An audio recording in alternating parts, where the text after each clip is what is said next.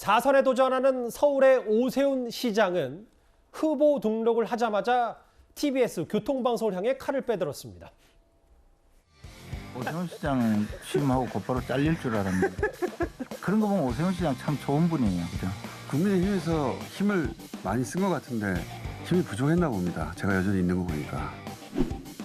교통방송이 제공하는 교통정보를 들으면서 운전하는 경우는 이제 거의 사라졌다고 생각을 합니다. 보통 운전대를 잡으면 바로 앱을 켜고 운전을 시작하죠. 그렇기 때문에 교통방송의 기능이 거의 사라졌기 때문에 이미 받아놓은 주파수를 반납하기는 아깝고 또 평생 교육이 굉장히 중요해집니다. 이 4차 산업혁명 시대에는 인터넷과 방송이 융합이 되는 굉장히 시너지 효과가 납니다. 그런 구상하에 기능의 전환을 지금 구상하고 있습니다. 4선 혹은 재선의 공약 중 하나인 것 같더라고요.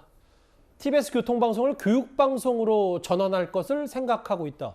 어떻게 들으셨어요? 아무래도 이제 교통방송의 이제 취지에 맞지 않게 그 김어준의 뉴스공장이 정치 편향되어 있다 이런 취지로 이제 오세훈 시장이 말씀을 하신 것 같습니다.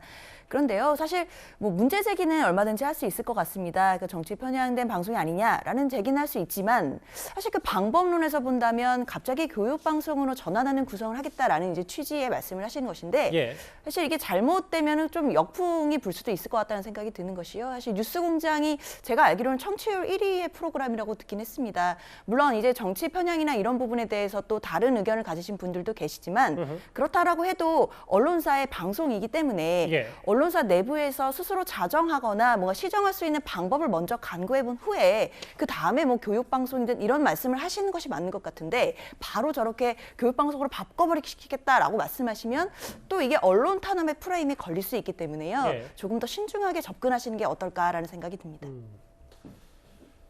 또 다른 말씀을 좀 듣고 싶긴 한데 시간이 많이 짧게 좀 부탁드릴게요. 그 교통방송에 대해서는 사실 오세훈 시장이 지난 보궐선거에서 당선되자마자 바로 정리를 할 거라는 요구도 많았어요. 그렇지만 오세훈 시장이 굉장히 신중하게 접근을 했고 그리고 서울시 의회를 민주당이 지금 거의 절대 다수가 장악하고 있기 때문에 쉽지 않은 접근 방법이었습니다. 그래서 이번에 이제 제대로 4년 임기를 채워서 새로 시장에 선출이 된다면 교통방송에 대해서 무슨 정치 편향이니까 나랑 생각이 다른 건 없애겠다. 이런 식의 접근 방식은 사실 오히려 반발이 크기 때문에 알겠습니다. 시대에 맞지 않는 교통방송의 소명을 이제는 정리하고 오히려 오세훈 시장이 이야기하는 이러닝이라고 하는 서울 시민 학생들을 위한 교육 프로그램이 있습니다. 이것들을 서포트할 수 있는 새로운 방송의 기능으로 좀 전환하겠다는 의지로 해석이 됩니다. 오세훈 선대위 전략본부장으로서 하신 말씀 같기도 하고요. 잘 들었습니다. 이 소식 지방선거 얘기 정리해봤습니다. 그럼 지금까지 들어온 여러분들의 목소리를 만나볼까요? 첫 번째 댓글입니다.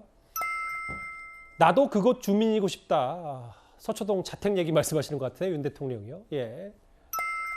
낮은 지지율로 시작했지만 진심을 보인다면 국민들 마음이 움직이겠죠. 라는 표현도 해주셨습니다.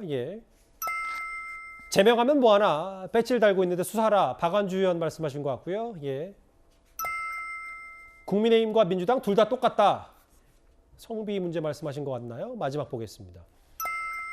여성 의원들 왜 조용하냐? 말해봐라. 민주당 의원들 왜 침묵하냐? 이 말씀이신 것 같습니다. 오늘 댓글 5개 모두 감사드리고요. 앞서 잠시 지나갔던 속보 제가 한번 짚고 가겠습니다.